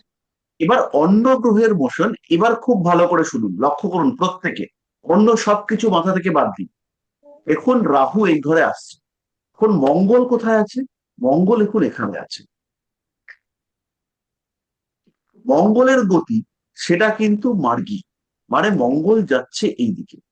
মঙ্গল 23শে ফেব্রুয়ারি এই ঘরটাকে অতিক্রম করে, মানে এই ঘরটাতে ঢুকবে। তাহলে কবে বললাম? 23শে ফেব্রুয়ারি। তাহলে এই যে 23শে ফেব্রুয়ারি আমরা এদিকে মঙ্গল ঢুকলো, তাহলে এবার কি হচ্ছে? রাহু মঙ্গলের দিকে আসছে, মঙ্গল রাহুর দিকে আসছে। পরিষ্কার? তাহলে মঙ্গল হচ্ছে হিউজ, ফিউরিয়াস, আগুন, ভয়ঙ্কর, ধ্বংস, আর রাহু হচ্ছে আনকন্ট্রোলড।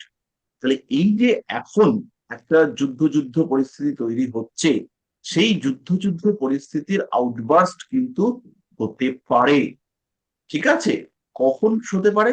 যখন মঙ্গল এবং রাহুর ঘনিষ্ঠ সহাবস্থান হচ্ছে। আর কোথায় হতে পারে? সেটা হচ্ছে বায়ুতত্ত্বের রাশি কুম্ভ।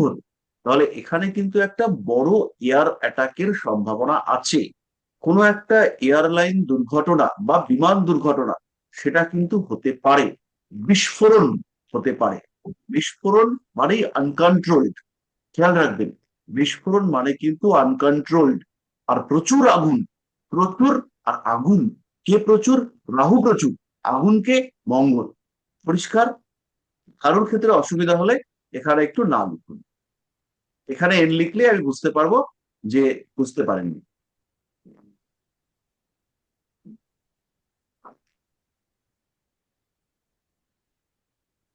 তার মানে স্যার রাহু কুম্ভ থেকে মকরে, মকর থেকে আবার ধনুতে, এরকম ভাবে পিছন দিকে হ্যাঁ হাঁটে। হ্যাঁ হ্যাঁ, রাহু উল্টো দিকে হাঁটে একদম। স্যার একটা প্রশ্ন ছিল স্যার। আচ্ছা, এখানে আমাদের কয়েকটা কোশ্চেন এসছে, আহ সেগুলো আমি হচ্ছে গিয়ে একটুখানি বলে দিই, তারপর আপনার কোশ্চেনটা নেবো। কে বললেন? স্যার আমি দীপিকা। দীপিকা। আপনি বোধহয় লিখেছেন এখানে হ্যাঁ স্যার। 60, এটাই কি হ্যাঁ কোশ্চেন? স্যার। হ্যাঁ না স্যার, আর একটা কোশ্চেন আছে। বলছি ট্রানজিট স্যার প্রত্যেকটা মানুষের তো আলাদা আলাদা করে হবে। মানে যে ট্রানজিট চার্টটা বেরোবে, তো সেই মানুষটার ওই মানে ওই সময় কোন কোন ঘরে কোন কোন কোন গ্রহগুলো বসছে, তো সেই হিসাবে আমরা তাকে বলবো যে তোমার সময়টা এরকম চলছে। প্রথমেই বলি, ট্রানজিট কারোর ক্ষেত্রে আলাদা হবে, ট্রানজিট সবার ক্ষেত্রেই সমান হবে। মানে ট্রানজিট চার্টটা মানে সবার মানে কুণ্ডলিতে সেমই বেরোবে। হ্যাঁ, যেমন ধরুন এই মানুষটার ক্ষেত্রে এখন মঙ্গল লগ্নে রয়েছে, ঠিক আছে? এবার কারুর যদি কর্কট লগ্ন হয়, তার ক্ষেত্রে মঙ্গল সপ্তমে, তাহলে এই মানুষটার এখন মাথা গরম হবে। আর যার কর্কট লগ্ন, তার বউয়ের মাথা গরম হবে। বোঝা গেল? ও মানে আমাদের যেটা মূল লগ্ন চার্ট সেটার থেকে ওটা ভ্যারি করতে হবে নাকি স্যার? হ্যাঁ, সেটা করে ট্যালি করতে হবে।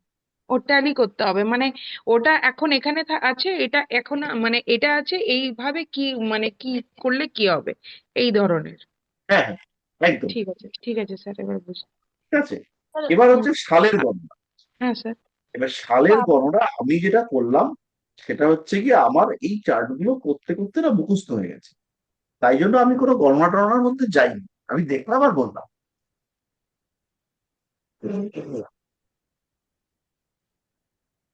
তা 2000 সালে রাহু যদি কর্কটে ছিল তো 99 সালে কোথায় ছিল তাহলে?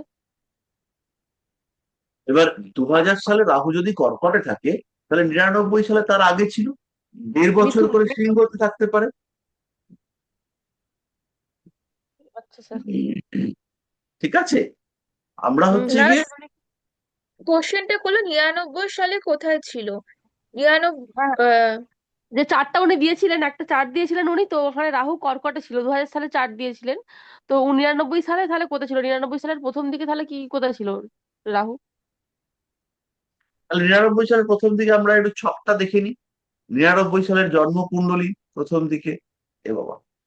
স্যার আমার মনে রয়েছে, তো 99 সালে রাহু কেতুর গোচর হয়েছিল স্যার।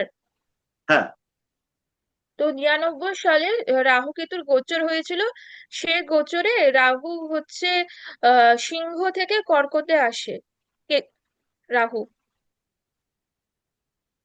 বছরের প্রথমের দিকে হয়েছিল। একদম প্রথম দিকে গোচর হয়েছিল। হ্যাঁ, স্যার একদম একটু প্রথম বলুন না, দিকে এটা নিয়ে গোচর একটু হয়েছিল। কনফিউশন আছে। কনফিউশনের কিছু নেই তো। না না, বলছি ওই রাহু কেতু ট্রানজিটটা নিয়ে কোন সময় হয়েছিল ওটা নিয়ে একটু কনফিউশন আছে। স্যার একটু সময় দিলে আমি ডেটটা বলে দিতে পারবো।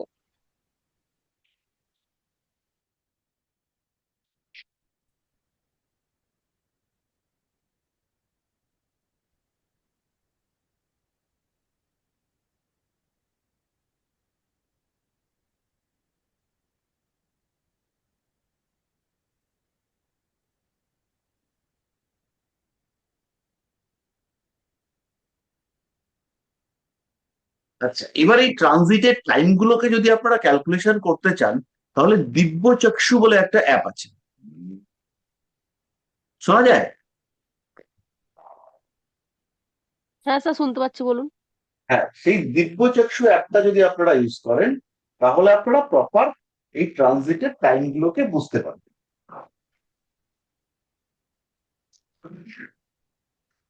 আচ্ছা স্যার। স্যার স্যার একটা কোশ্চেন করবো? জানুয়ারি 11 তারিখে রাহু গোচর করেছিল কর্কটে 99 সালে।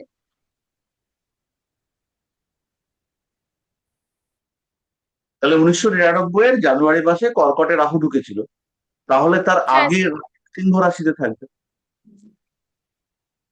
আচ্ছা, সালের ক্যালকুলেশনটা আমি আরেকটা দিন করাবো, কিন্তু অ্যাকচুয়ালি শনি, বৃহস্পতি, রাহু এদের উপর ডিপেন্ড করে সালের ক্যালকুলেশন হয়। রবির থেকে দেখে মাসের ক্যালকুলেশন হয়, আর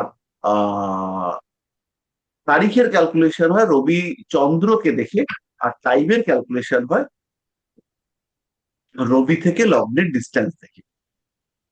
যেমন এই লোকটার নবমে রবি রয়েছে, রবিটা নবমে আছে, তার মানে হচ্ছে গিয়ে এই লোকটার মোটামুটি জন্ম হচ্ছে ওই দুপুর 2-2:30 নাগাদ।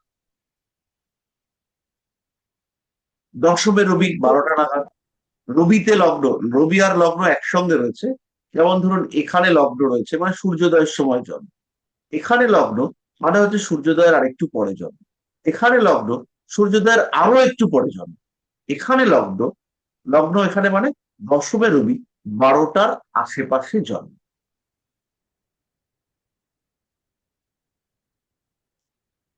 ঠিক আছে? স্যার সময়টা একটু বোঝাবেন, সময়টা কখন থেকে স্টার্ট করে ধরা হয়? হ্যাঁ, বোঝাবো না, এক্ষুনি বুঝিয়ে দিচ্ছি। আচ্ছা, তার আগে হচ্ছে গিয়ে দীপিকার একটা প্রশ্ন রয়েছে, সালটা কি করে ক্যালকুলেশন করা যায় সেটা আমি একটুখানি বুঝিয়ে দিই। এতে এই চার্টটা হচ্ছে গিয়ে ওই রকম ব্লাইন্ড চার্ট, এই চার্ট থেকে আমরা বুঝতে পারবো। আমি আরেকটা চার্ট নিচ্ছি, আমাদের আগে যে চার্টটা ছিল সেই চার্টটাকে আমি নিচ্ছি। কোথায় কোথায় স্যার কোথায় এটা কোথায় ডিটেলস দিয়ে দিয়েছি স্যার, হ্যাঁ, এটা ডিটেলস দিয়ে দিয়েছি সব, হুম হুম হুম। গ্রুপে দেখুন দিয়ে দিয়েছি, ডিটেলস দিয়ে দিয়েছি, সব দিয়েছি। তো আপনারা সবাই চেষ্টা করবেন যে, আমরা তো নিজেরা জ্যোতিষ, আমরা সবসময় চেষ্টা করব এই আমাদের এই পেশার জায়গাটুকুকে যতটা সম্ভব পারফেক্ট করা। তো এইখানে ওই খাবলা খাবলা দিয়ে সেটাতে হচ্ছে কি নিজেদেরকেই অপমান করা হয়। তো সেটা চেষ্টা করবেন যাতে আমরা একটু ঠিকঠাক করতে পারি কাজটা, তাহলে হচ্ছে কি আপনারা ব্যাপারটাকে ঠিকঠাক ভাবে করতে পারেন। এই এই চার্টটা, এই চার্টটাতে দেখুন শনির ডিগ্রি হচ্ছে গিয়ে 26 ডিগ্রি। ঠিক আছে, শনির ডিগ্রি হচ্ছে 26 ডিগ্রি। এবার আপনি আজকে শনির ডিগ্রিটা একটুখানি দেখেছেন। তো আজকে শনির ডিগ্রি, একটা সেকেন্ড দেখে বলছি, আজকে শনি কোথায় রয়েছে, তার ডিগ্রি কত? শনির ডিগ্রি হচ্ছে 4 ডিগ্রি। আজকে শনি রয়েছে এই ঘরটাতে, শনির ডিগ্রি হচ্ছে 4 ডিগ্রি।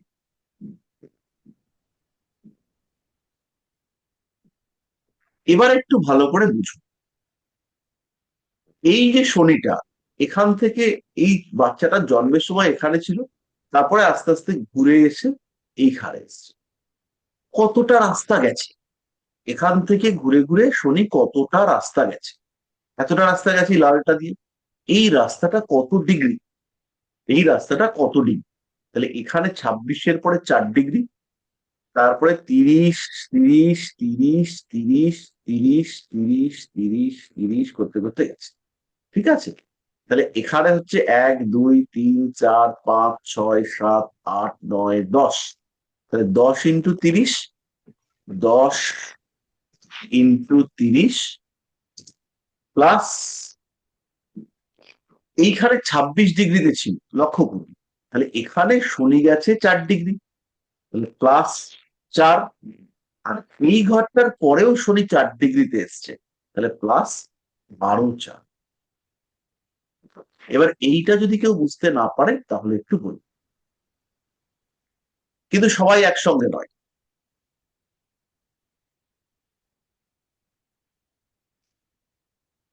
আর একবার বোঝাবেন? হ্যাঁ, শনি এখানে 26 ডিগ্রিতে ছিল, তাহলে মোট এই রাশিটার মধ্যে 30 ডিগ্রি। তাহলে 26 ডিগ্রি পয়েন্ট থেকে 30 ডিগ্রিতে যেতে কত ডিগ্রি যেতে হয়েছে? 27, 28, 29, 30, মানে 4 ডিগ্রি। তাহলে এই একটা 4 লিখেছি। তারপরে 1 রাশি, 2 রাশি, 3 রাশি, 4 রাশি করতে করতে 10 রাশি। এইখান থেকে শুরু করে এই পর্যন্ত হচ্ছে 10 রাশি। তাহলে 10 ইন্টু 30 ডিগ্রি মানে 10 রাশি। তারপরে এখান থেকে শনি 4 ডিগ্রিতে গেছে, তাহলে এটা হচ্ছে পরের চার। এবার কার বুঝতে অসুবিধা আছে তারা বলুন।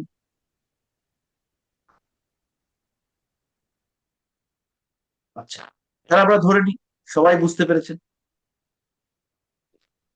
তাহলে এইবার 10, এইখানে এই পথটুকু যেতে 2.5 বছর করে সময় লেগেছে কতটা? প্রত্যেকটা রাশিতে 2.5 বছর করে। তাহলে আমি ধরে নিচ্ছি 2.5 বছর করে 10টা রাশি, মানে হচ্ছে 25 বছর প্লাস। এবার এই যে 2.5 বছর মানে কত মাস একটু বলতে পারেন কেউ? 30 মাস। 30 মাস স্যার। 30 ডিগ্রিতে 30 মাস, মনে করুন 30 ডিগ্রিতে 30 মাস, তাহলে 8 ডিগ্রিতে কত মাস?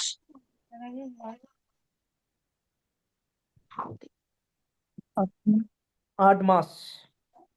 30, 25 বছর, 10টা রাশি রাশি অতিক্রম করতে 25 বছর, আর এখানে হচ্ছে কি 8 মাস। তাহলে শনির থেকে আমি এই ক্যালকুলেশনটুকু পেলাম। তাহলে আমার আজকে কোন সাল? আজকে হচ্ছে 2026, 2026। তাহলে তার থেকে আমি 25 বছর মাইনাস করে দেবো, আরো 8 মাস। তাহলে কত সালে এসে দাঁড়াবে? 25 বছর 8 মাসকে আমি 26 বছর ধরবো, ধরি। 25 বছর 8 মাস মানে তো 25.5-এর বেশি। তাহলে 26 বাদ দিই, অ্যাপ্রক্সিমেট মানে পারফেক্ট নয়, মোটামুটি বাদ দিচ্ছি। আমি 25ও বাদ দিতে পারি, আপনাদের তাতে কোনো অসুবিধা নেই। তাহলে মোটামুটি আমি পেলাম কবে জন্ম এর? 2000 অথবা 2001।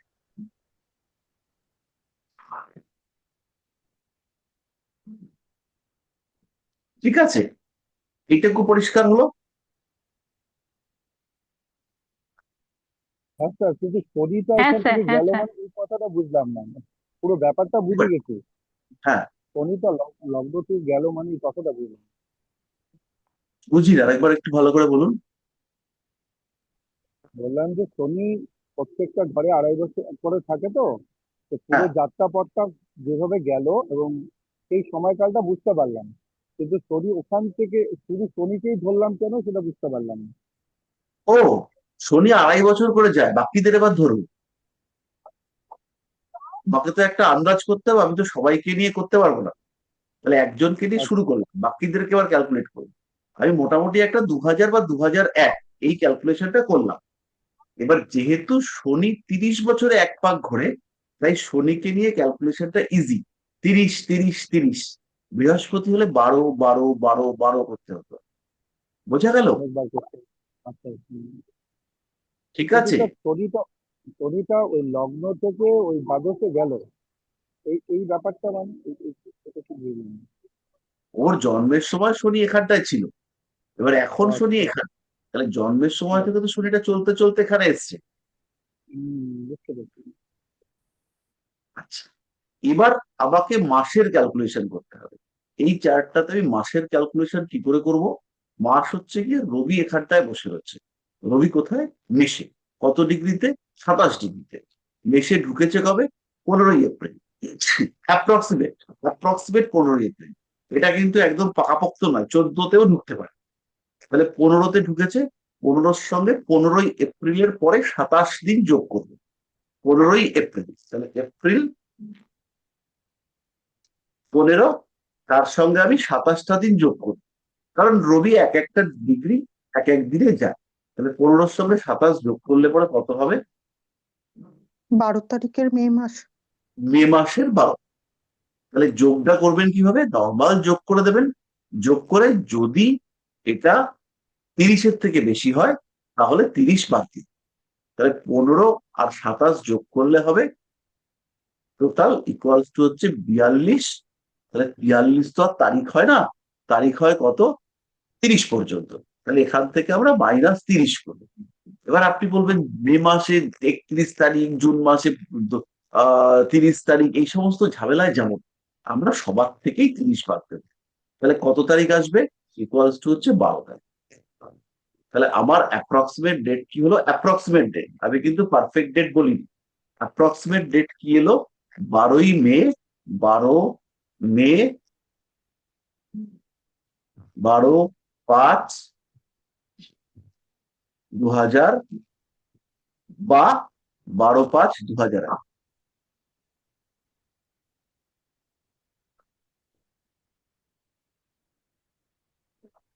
এই দুটোর মধ্যে একটা। এবার আমি এই ডেটের ছকটা বানিয়ে মিলিয়ে দেবো। যদি এটার সাথে মেলে তাহলে ভালো, যদি ওপরেরটার সাথে মেলে তাহলে আরো ভালো। ছকটা আমি সফটওয়্যারে বানিয়ে নেবো, এই অ্যাপে বানিয়ে নেবো। এবার আবার হিসেব করতে হবে টাইমিং এর। তাহলে রোববার দিন, এটা হচ্ছে গরমকাল, কখন সূর্য ওঠে সেটা আমরা একটু বুঝে নেব। মোটামুটি গরমকালে আমরা ধরে নিচ্ছি 5:30টায় সূর্য ওঠে। তাই তো? কারোর কি আপত্তি আছে? না স্যার। বেশ, 5:30টায় সূর্য ওঠে। তাহলে এই 27 ডিগ্রিতে যখন লগ্ন আসবে, লগ্নটা যখন 27 ডিগ্রিতে আসবে, তখন টাইমটা হচ্ছে 5:30 সূর্যোদয়। তখন লগ্ন হচ্ছে এখানটায়। তাহলে এবার এই 27 ডিগ্রি থেকে লগ্নটা কোথায় এসছে? লগ্নটা এসছে এখানে 4°30'। আমরা 4 ডিগ্রি ধরছি, কারণ সুবিধার জন্য, কঠিন অঙ্ক তো পারি না। তাহলে এখানে 27 ডিগ্রি থেকে লগ্নকে কত ডিগ্রি যেতে হয়েছে এই জায়গাটাতে আসতে? 28, 29, 30, 3 ডিগ্রি। তাহলে আমি 3 লিখি। তাহলে আমি এখন 3 লিখছি। 3 ডিগ্রি প্লাস, 3 ডিগ্রি প্লাস। তাহলে বৃষতে 30 ডিগ্রি, মিথুনে 30 ডিগ্রি, কর্কটে 30 ডিগ্রি। মানে 3 ঘরে 30, 30, 30। তাহলে মোট কতটা? 90 ডিগ্রি। পরিষ্কার হলো? আর সিংহতে কত ডিগ্রিতে? 4 ডিগ্রি। এই যোগটা বুঝতে কারোর অসুবিধা? কেন 3 নিলাম, কেন 90 নিলাম, কেন 4 নিলাম? স্যার 90টা বুঝতে পারলাম না। 3টে রাশি, বৃষ রাশিতে 30 ডিগ্রি, লগ্নটা গেছে। মিথুন রাশিতে 30 ডিগ্রি, কর্কট রাশিতে 30 ডিগ্রি। হয়েছে? স্যার, কর্কট পর্যন্তই কেন ধরলেন স্যার? এই যে সিংহতে তো অ্যাকচুয়ালি লগ্ন, ও হো, ঠিক ঠিক লগ্নটা সিংহতে 4 ডিগ্রি 30 মিনিট, আমি সেটাকে 4 ডিগ্রি ধরেছি, 30 মিনিটটাকে বাদ দিয়ে দিচ্ছি।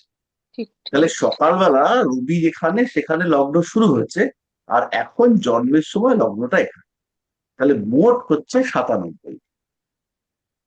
আচ্ছা। হুম। তাহলে 1 ডিগ্রি লগ্ন যেতে সময় লাগে 4 মিনিট। 1 ডিগ্রি লগ্ন যেতে সময় লাগে 4 মিনিট। এবার বলবেন কি করে 4 মিনিট? তাহলে পুরোটা হচ্ছে 360 ডিগ্রি, এই 360 ডিগ্রি যেতে সারা দিন লাগে। তাহলে সারাদিনের সময় মানে হচ্ছে 24 × 60, এটাকে 30 দিয়ে ভাগ করলেই আপনি পেয়ে যাবেন যে 1 ডিগ্রি যেতে সময় লাগে 30 মিনিট, এই সরি 4 মিনিট।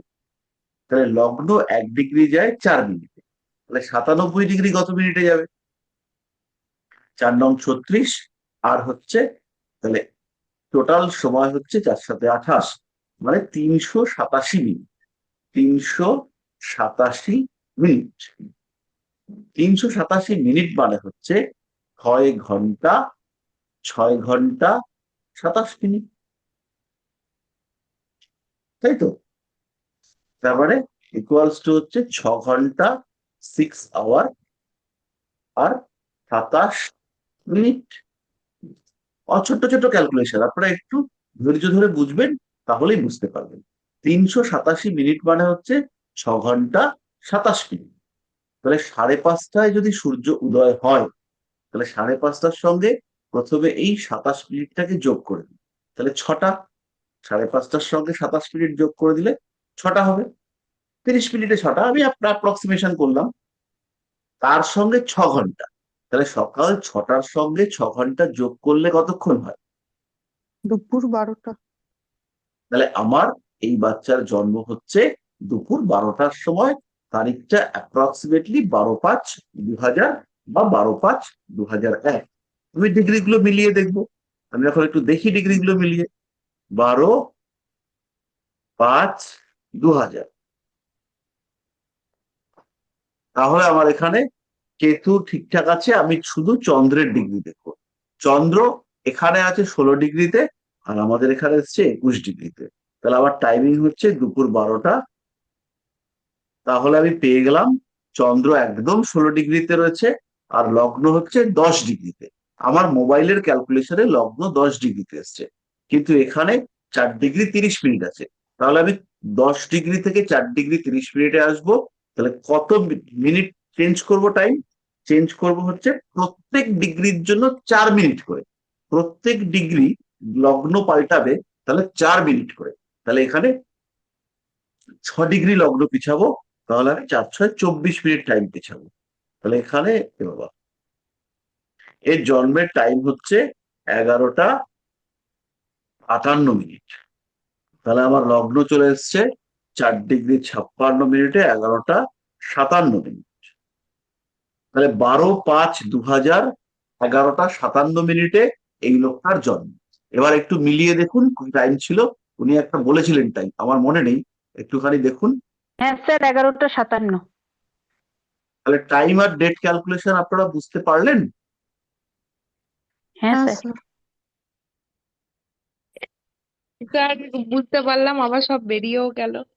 যাবে বেরিয়ে, এটা একদিনের ক্যালকুলেশন নয়, যাক বেরিয়ে।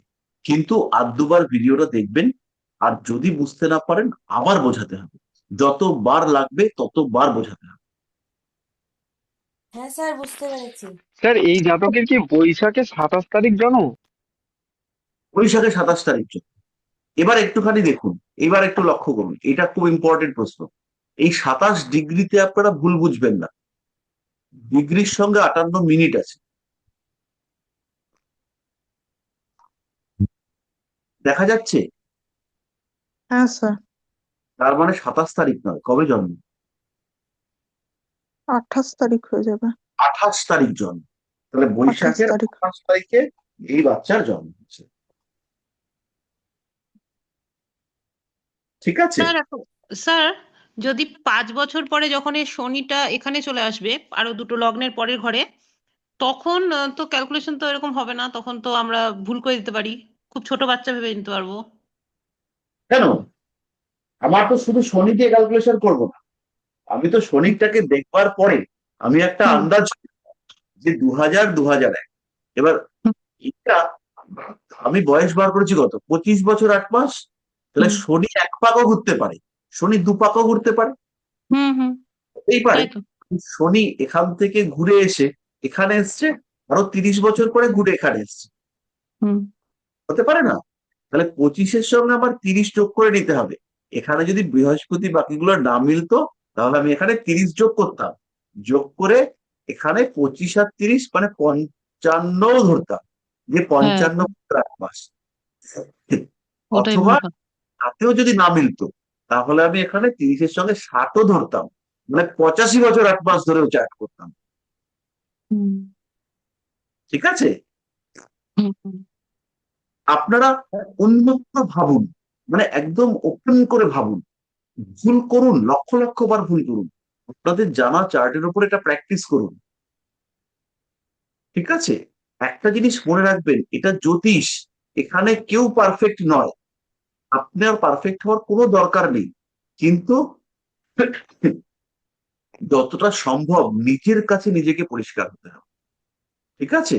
স্যার কি করলো, অমুকে কি করলো, ও কি পারলো, ভাবার দরকার নেই। আপনার কাছে যখন ক্লায়েন্ট আছে, তখন আপনি হচ্ছেন বেস্ট। বেস্ট মানে বেস্ট।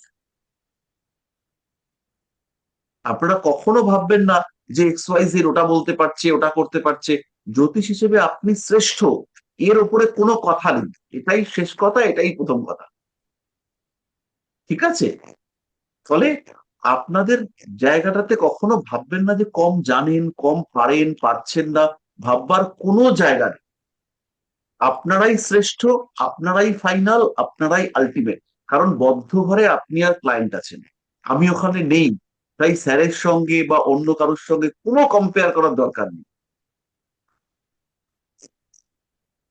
ঠিক আছে? প্র্যাকটিস করুন চরম ভাবে, চরম মানে চরম ভাবে, খুব ভালো হবে। স্যার আমি আচ্ছা, চারটা ডিটেলস দিয়ে দিয়েছিলাম। আজকে আর হবে না। স্যার একটা কোশ্চেন করবো শুধু। স্যার, তাহলে বুধবার দিন বলে দেবেন আমাদের ইয়েটা। কি এটা? মানে মানে আমিও একটা কোশ্চেন করেছিলাম, তো সেটা কি বুধবার দিন বলে হ্যাঁ, দেবেন? বুধবার দিন। সোম মঙ্গল বলবো না, সোম মঙ্গল শুধু 225 ব্যাচেরই ক্লাস হবে এবং ওদের সিলেবাস কমপ্লিট করবার জন্য ক্লাস হবে। বুধবার দিন আমরা বলে দেবো। আর বুধবার দিন হচ্ছে গিয়ে আপনাদের কিছু কোশ্চেন ডিসকাস করে দেবে, মানে যাতে এই স্যার আপনি একটা 16 কোশ্চেন তারিখে যা করবো। পরীক্ষা হবে সেটার কোশ্চেন ডিসকাস করে দেবেন? 16ই মার্চের পরীক্ষার কোশ্চেন। হ্যাঁ, বলুন। হ্যাঁ। স্যার একটা কোশ্চেন করছি, বলছি গোচর লগ্ন ধরে করব না চন্দ্র ধরে করব? গোচর দুটো ধরেই করবে, এবং রাহুল গান্ধীর মতন লোকেদের জন্য, যাদের জন্ম সময়ের কোনো ঠিকঠাক নেই, রাহুল গান্ধী, মমতা ব্যানার্জি, এদের জন্য গ্রহগুলো ধরেও করবে। তাকে বলা হয় প্ল্যানেট টু প্ল্যানেট ট্রানজিট। যেমন রবির উপরে শনি গেলে পরেও রাজ্যপাট পাবেন, রবির উপরে যদি বৃহস্পতি যায় তাহলে একটু বেশি ভোট পাবে। বুঝতে পারলাম? শুক্রের ওপর দিয়ে যদি মঙ্গল যায় তাহলে একটু প্রেমে পড়তে পারে, আবার শুক্রের ওপর দিয়ে যদি শনি যায় তাহলে প্রেম চটকে যেতে পারে। চন্দ্রের ওপর দিয়ে যখন শনি যাবে ও ডিপ্রেশনে পড়বে, তখন ওই মহিলার নাম কি, কি যেন নাম, সোনিয়া গান্ধী, সে হচ্ছে অসুস্থ হয়ে পড়ে।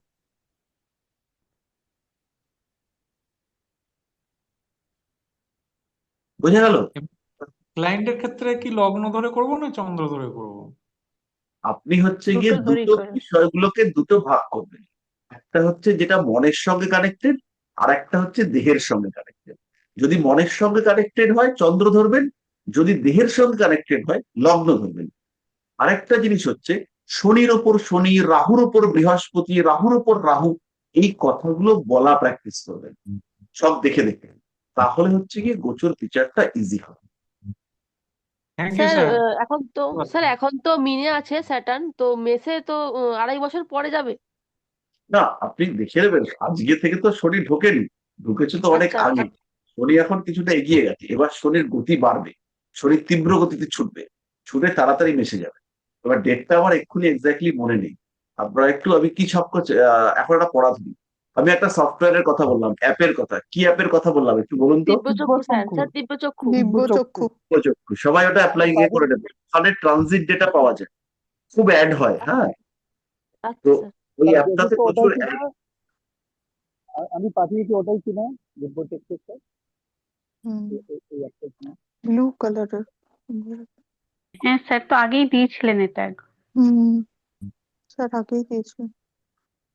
ঠিক আছে, স্যার বলছি তাহলে 225 ব্যাচের, স্যার হ্যাঁ বলছি 225 ব্যাচের যে মঙ্গলবার ক্লাসটা করাবেন তার লিঙ্ক 241-এ দেবেন, মঙ্গলবার হ্যাঁ দিনটা।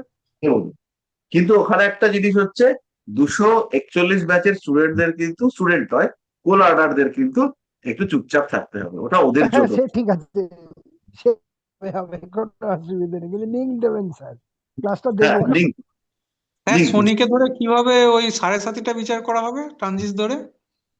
মরেছে, শনি আগের ঘরে থাকবে, শনি পরের ঘরে থাকবে, 7.5-এর বিচার করতে হবে। এবার ধরুন স্যার চন্দ্রের উপর, আমি একটুখানি বলে নিই, আমার ক্লায়েন্ট এখন বসে আছে, আহ ধরুন চন্দ্রের উপর দিয়ে শনি যাচ্ছে, শনি ব্যথা দেবে, তাহলে কোথায় ব্যথা হবে? মনে ব্যথা হবে। শনি লগ্নের উপর যাচ্ছে, তাহলে কোথায় ব্যথা হবে? দেহে ব্যথা হবে।